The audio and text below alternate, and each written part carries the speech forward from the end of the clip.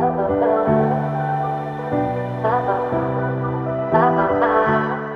guys, welcome back to Scandinavia's Coffee Roasters here in Hemsedal, Norway.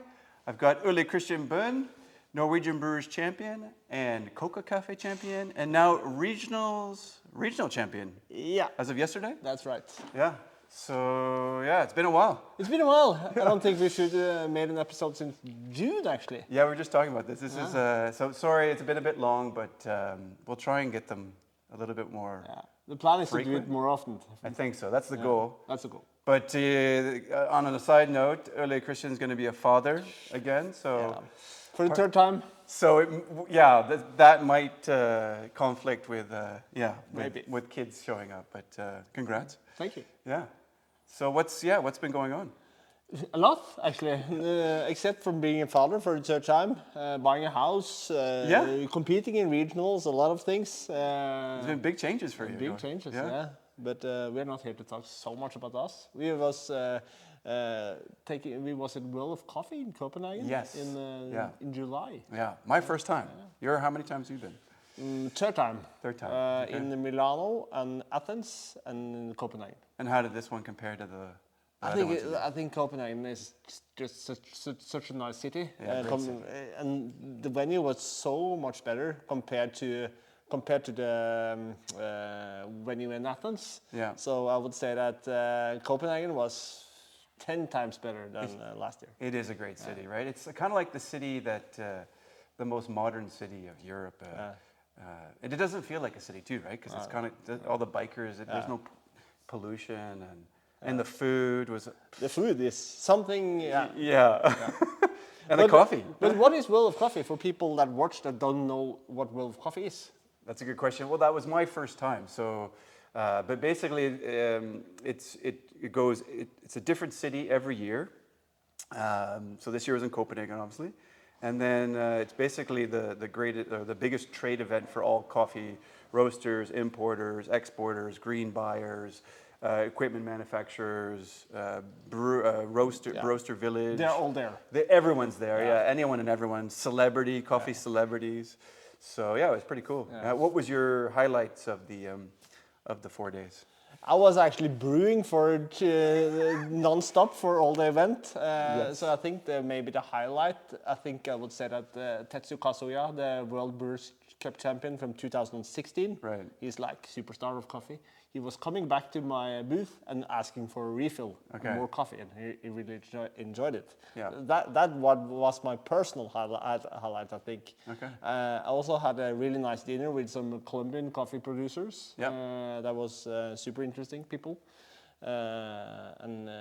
Of course, hanging around, being with the Esmeralda and the Peterson family, something special. Yeah, because you were brewing quite an expensive coffee for 2 coffees. I used Esmeralda coffee when I competed in World Brewers Cup in 2021. Yeah. I got friends with them, and they asked if I wanted to join. And I was there brewing like fancy, expensive geishas for 3 days non-stop. They were good. I'm not going to deny they were really good. Yeah. They definitely stood out compared to a lot of other coffees. But what was the thing? Did you saw anything new? Since it was your first time, it's difficult to compare. Did you saw anything new that was just a little eye-opener for you? Yeah, for me, it was just soaking it all in. And it really was the Disney world of coffee. So like just seeing all the new espresso, manufacturers there and, making great espressos. And then you've got all the roaster village and seeing some friends that you'd connected with at other events. So that was really nice. Like the people kind of make the whole thing. Yeah. Meeting farmers, and then I even got actually the most special thing was I got to meet one of the farmers of the Rwandan coffee we had last year. So that was quite cool to meet the producer. And then Double B Borgar and I were doing the. We got 2 invites, so that was pretty cool. One with Tone, which is a Swiss brewer. So it's this high tech with an iPad, and those guys are great. So we were one of our featured roasters, which I thought was really cool. So we met a lot of people that you wouldn't really meet if you were just walking around. And then the other one was with Cafe Imports, our importers. We got to be a featured coffee, which was that Rwandan coffee. So that's where we got to meet the producer. So that was really cool. And then we got to see you, and I think I just taking the whole thing in, I was like, it's a lot of coffee, a lot of good coffee, A lot of nice people, and would I go again?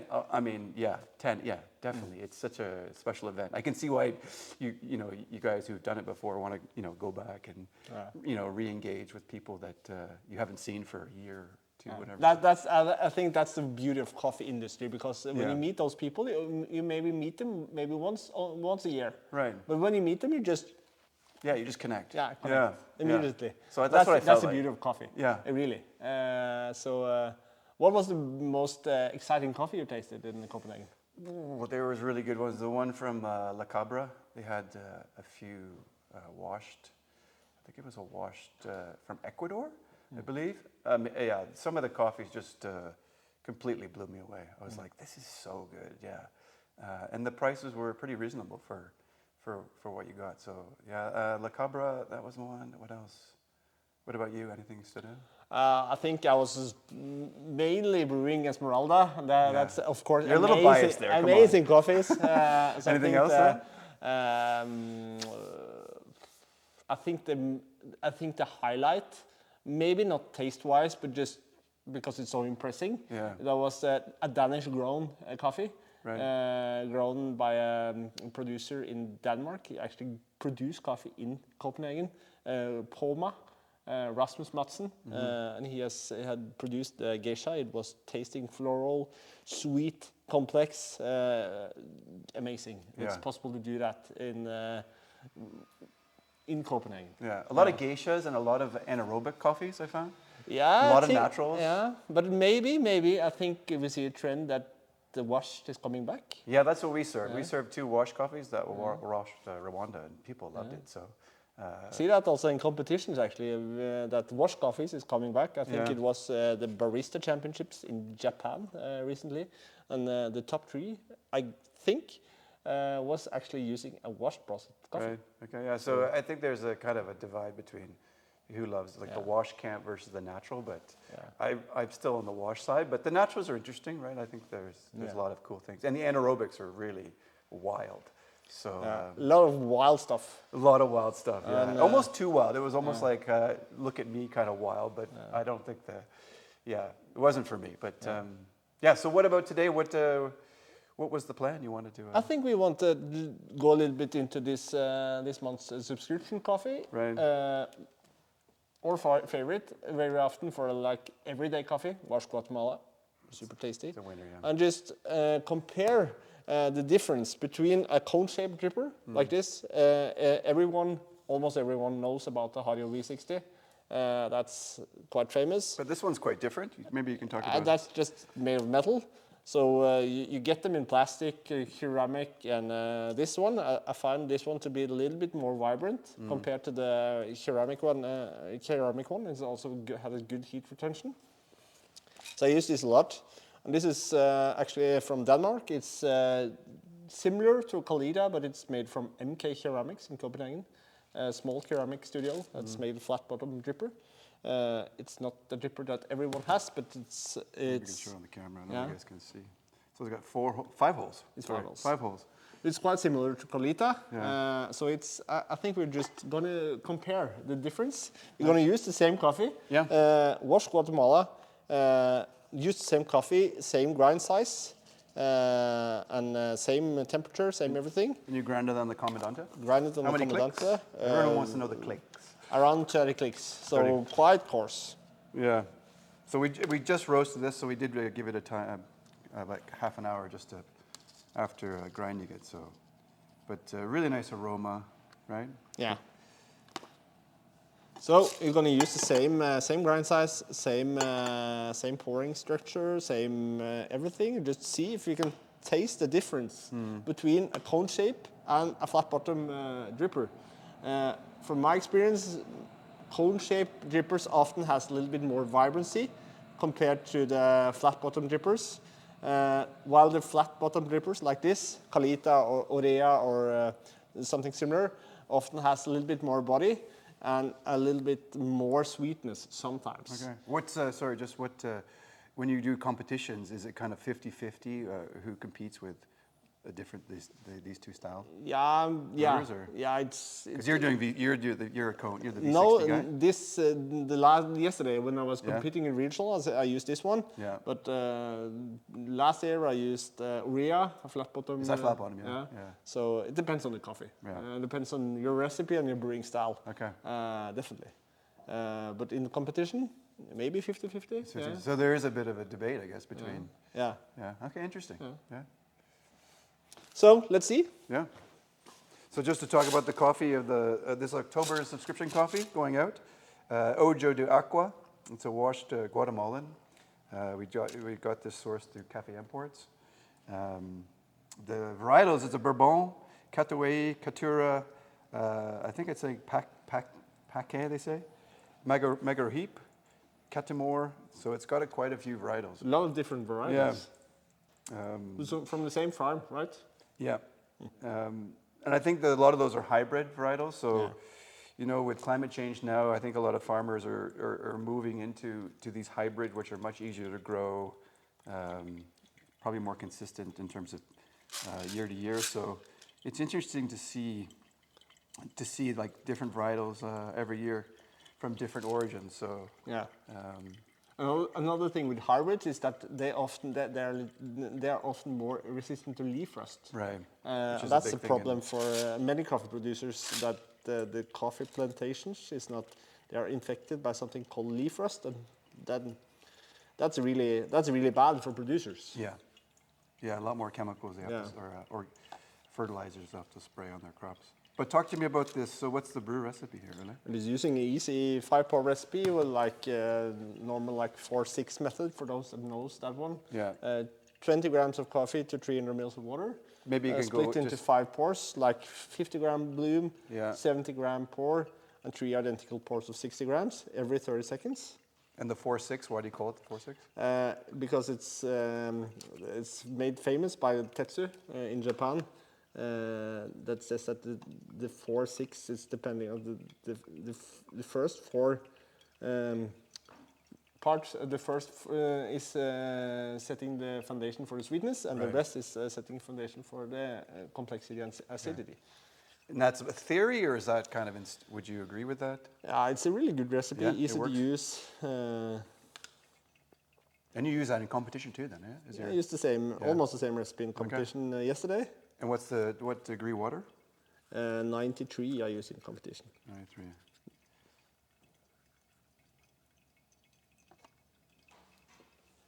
Smells amazing. That's one thing I love about fresh roasted coffee. Yeah, maybe if it's too fresh, it can be, a little bit. You can taste the freshness, of course, but it's just the aromas are amazing, super intense, and you just get a really vibrant cup, I find. But off roast, when you're your competition coffee? This is interesting. How many days are you waiting before you're actually competing with it or looking to brew it? That's a really good question. It really depends on the coffee. Yeah. I used a natural processed Esmeralda geisha, so that was I waited 14 days and then I just put it in the freezer to keep the aroma. But if I were to brew a coffee I buy off shelf, Yeah. maybe I wait 2 weeks, 3 weeks, and that's something really that's something really important, because people often look at the roast date and see, oh, this is fresh, this is roasted like yesterday. Yeah. And it doesn't taste very good because it's too fresh. I rarely drink coffee that it's fresher than 1 week. Yeah. Uh, I guess it depends on the roast style. So if it's a lighter roast, best to wait a little bit longer. Yeah. I usually find, Panda and I are cupping these coffees, the week after, so that's 4 or 5 days. Just to taste them, can they open up a bit more? Yeah, so here we are. Here is the cone shaped V60, Yeah. and here is the flat bottom dripper. Same recipe, same everything. Just maybe see if we find a favorite. Yeah, let's do that.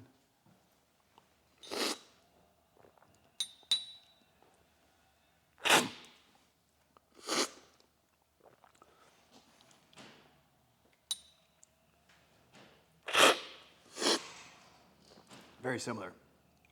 Wow, it's pretty close here.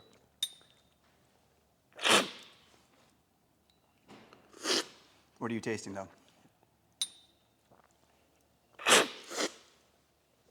It's chocolatey, sweet. Yeah. What about you? Yeah, definitely lots of chocolate in these Guatemalan coffees. Little bit of dried fruit, Yeah. just a hint, but nothing like too that's what I like about Guatemalans. They're not too fruity. It's more chocolatey base, and then a really nice body. It's quite sticky. You have a favorite? I'm gonna let them cool a bit, but Yeah. I think I'm maybe a little bit on the V60 side. Yeah. It's hard to say. Very Why? similar.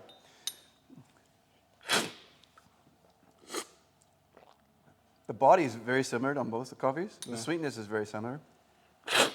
I'm getting just a little bit more complexity. The acidity is really nice, round. Some citrus. Yeah, I just can't. I think I said it on a previous one. I just can't stop drinking these kind of coffee because it's such a. Yeah, you could brew this for your mom, your grandma, Yeah, definitely. your cousin. Have you ever told the story from the coffee festival in Denmark? Which one? The coffee, where we had a customer coming in to taste the washed Guatemala. You tell it. You're better. Yeah, You're better. we was at the Danish Coffee Festival in Copenhagen 2 years ago. We was serving a washed processed Guatemala. You'll never let this one down, right? Compared to a natural processed geisha from Finca Deborah. Super expensive, super complex coffee. And the customer just said, "Oh, finally, some decent real coffee." So that was quite fun. It made us laugh, didn't it? Yeah. And that's And the coffee we brought was maybe, yeah, it was not an expensive coffee, but it wasn't a cheap coffee. And then the Finca Deborah was what? $3,000 maybe $3,000. And that Guatemalan we retailed for like, I think it was 159 crowns. So yeah, it's interesting. Yeah, But how you frame it. When it's cooling, you can see that there's a little bit more vibrancy in the V60. The flat bottom, maybe a little bit rounder. It's not a big difference. It's but, not a huge difference. So I could drink both easily. Yeah, definitely. Definitely. What's next for you, Adrian? What's coming up? That's a good question. Well, Christmas is coming up, so we're getting ready for Christmas coffees. So we have the ugly Christmas sweater. We've got a Kenyan, a AA wash Kenyan, and they're just a nice cozy blend. So those will be coming down the pipeline. We've got the Halloween coffee, which is, I think, where is it? This one here, yeah. That's the Halloween coffee. Cool. I don't think anyone does one, but we do. It's the Scream. So that's the third edition. Just a nice, really easy blend. But it doesn't taste scary. No, it won't scare you off. Actually, it'll, it's just a really nice blend. Brazil, some Colombian, and a Guatemalan. So if you want just an easy, cozy coffee on a Sunday morning, that's the one to get. What else? Yeah. What can you do if people want to try Scandinavian Alps coffee? Yeah, another great question. You can click on the website, and all the coffees are there. We have free shipping now with Bring if you order over 750 crowns. So that seems to be quite popular. And then if you can come into HQ here, we've got all the retail here, so you can buy anything here. We've even got brew gear, hot sauce, you name it, olive oils, grinders, clothing. So yeah, and we're going to expand that too. And we also have a subscription model. Subscription, yeah. So how that works is this will be October's coffee. So we work it a little different. We're not at the start of the month, we're at the end of the month. We do the subscription because the first couple of weeks is for wholesale accounts, just to get those out the door. So you can sign up, you can get 1 bag, 2 bag, up to 5, 6, and then you can choose the coffees you like. So let's say I want a new coffee of the month, you get 1 bag, if it's just you drinking at home. Yeah. Let's say it's you and your wife or girlfriend, you get something cozy blend for her, and then maybe a new coffee of the month. So you'll get this one for October. Yeah. So you can, if you have an espresso machine, I know a lot of people are getting investing in those. So you could get 1 bag of an espresso, a milk-based espresso, and then maybe one new coffee for filter. So you can kind of customize your own. Yeah, and it's flexible to you guys out there. It's not. It's the best coffee is what you like. It's not what you and I like, right? So. So yeah, check that out. You can go on the website and Scandinavian Alps Coffee. Coffee.com. Yeah. And then we'll be doing, like I said, these brew videos. It's great to have Ole here so he can show us how to brew the coffee of the month. Then it won't be every month, just because he's got another kid coming on the way. So We have to respect daddy time. But I think if people order subscription coffee, Yeah. have troubles with brewing it, no matter what kind of dripper or grinder you use, Yeah. send us a message on Instagram or YouTube, Yeah. and we'll help you. Yeah, for sure. I think that's a great point. Definitely. And we have a newsletter that comes out, so you actually get to read about the coffee, a little bit about news about what's going on out here in the mountains, and then we usually throw in little free gifts. So if you subscribe for October, we're throwing in a free cupping spoon, Scandinavian cupping spoon. So that's a fun gift to have. We like to do something a little bit different than everyone else. Yeah, and it's just a great gift too, right? Like even if you've got coffee at home, but you want a gift for something for Christmas. It's a gift season now. It is gifting season, so this is a great gift, and it's a gift that keeps on giving for 6 months, right? So, that coffee comes in, you kind of get a nice little memory of whoever bought it for you. So, treat grandma this year, I think. Or maybe my father actually. It's a great I know gift. he's probably watching, but he's into coffee. Yeah. 64 years old, never drink coffee in his life. Yeah. Now he's into specialty coffee. Now he's talking about what kind of hand grinder he should buy. Oh, so he's the one follower we have, is it? Yeah. But that's another good point actually to just ask people to just hit the subscribe or like button because that's important. Yeah, it'd be YouTube. cool. Yeah, we would appreciate that if you subscribe to the channel, and then we're on TikTok too. Where else? Yeah, Instagram. We've got the new Instagram. Everywhere. We're trying to be everywhere and anywhere. Yeah. If you want to have us, of course. I understand that we don't want to intrude too much. We learned that from James Hoffman and Lance Hedrick. Please hit the subscribe and like button. That's important. Yeah. Important message before we wrap it up. Which coffee to finish on? Which coffee? Do you prefer the V60 or? I'll take this one. It's a nice coffee, but if I were to choose one, I would say the V60 because it's a little bit more vibrant acidity than compared to the flat bottom. Super clean though, right? Yeah. Right? Super clean. We took them really light, so clean, vibrant. Yeah, I think This was roasted yesterday, so it's really, really good to be roasted yesterday. Exactly, and I think for any of the coffee nerds out there, they're really going to appreciate these lighter roasted coffees. Right? That's actually a tip just before we wrap it up. If you have really, really fresh coffee at home, like roasted a few days ago, pre-grind it like we did now. Yeah. Grind it like half an hour before you brew it, or maybe also Overnight, maybe. Overnight. Yeah. They do that in April Coffee in Denmark. They actually grind the coffee, every dose, the night before they open. Really? Each morning. Yeah. Okay. That's to open up the coffee. So that's worth a try if you have a really, really fresh coffee. Yeah, which is this. So. Yeah. But yeah, that's it for us here. Did you have anything else to add, or? I think we're coming back soon. This is fun. We'll try and come back soon. Yeah, we'll try and have you. He's a busy guy, so but yeah, thanks for coming, by the way, and congrats again on the. Thank you. And good luck. When's the Nationals? Nationals is in March in Umami in Lillestrøm. Yeah. That's a big food hall with a lot of. You gonna be ready? Let's see how it goes at the home. Are you glad you went again, though? Because I remember having some doubts about if he's going to compete again. It's too fun to stop. Yeah. But we need to stop now. Yeah, let's stop now. But anyways, thanks for having us. And remember, folks like us drink coffee like this. Awesome.